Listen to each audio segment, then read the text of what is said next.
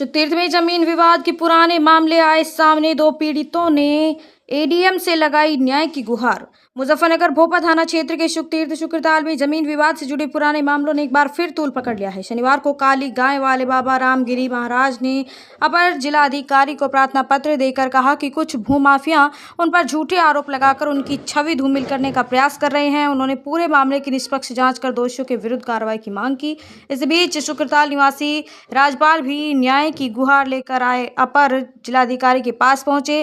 राजपाल का आरोप है कि करीब 16 वर्ष पहले जमीन दिलाने के नाम पर उनसे लाखों रुपए के ठगे गए थे। वर्ष 2010 में बेनामा कराने के बावजूद आज तक ना तो उन्हें जमीन पर कब्जा मिला और ना ही बेनामे के मूल दस्तावेज दिए गए। उन्होंने आरोप लगाया कि रुपए वापस मांगने और कब्जे की बात करने पर उन्हें जान से मारने की धमकी दी जाती है। राज्यपाल ने मामले में मुकदमा दर्ज कर कार्रवाई की मांग की। वहीं जयप्रकाश ने भी अपर जिलाधिकारी को ज्ञापन देकर पंचायती धर्मशाला की करीब 5104 गज भूमि पर फर्जी बेनामे के माध्यम से अवैध कब्जा किए जाने का आरोप लगाया। शिकायत में पेड़, लोहे के गार्ड और भवन का मलबा बेचने तथा विरोध करने पर धमकी देने की बात कही गई है। उन्होंने मामले की निष्पक्ष जांच कर फर्जी बेनामे निरस्त कराने, भूमि को कब्जा मुक्त कराने और दोषियों के विरुद्ध सख्त कार्रवाई की मांग की। अपर जिलाधिकारी ने दोनों पीड़ितों के प्रार्थना पत्र प्राप्त कर नियमानुसार जांच कर आवश्यक कार्रवाई का आश्वासन दिया।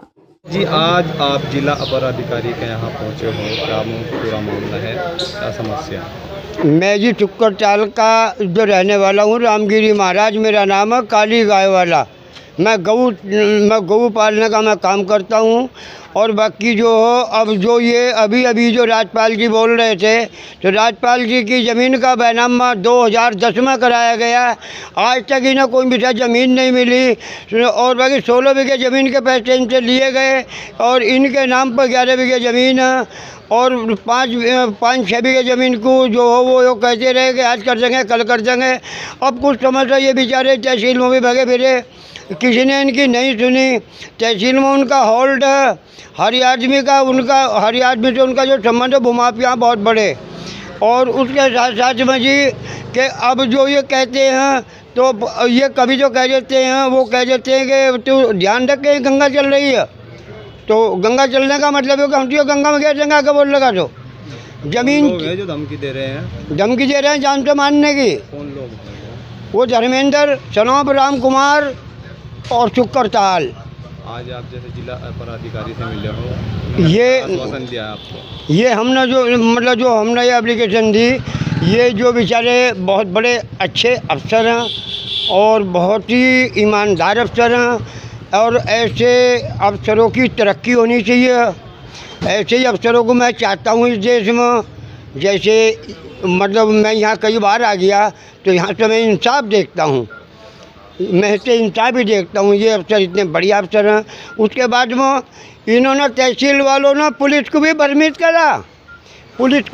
करा। 18 तारीख में ये मेरे गोली मार रहे थे। मैंने भूमाफियों के नाम की दरख्वास्त दे रखी। 7 बीघे ज़मीन में वो धर्मशाला ढाली और ढाकर जो हो वो जो मलबा बेच दिया, 40-50 पेड़ बेच दिए।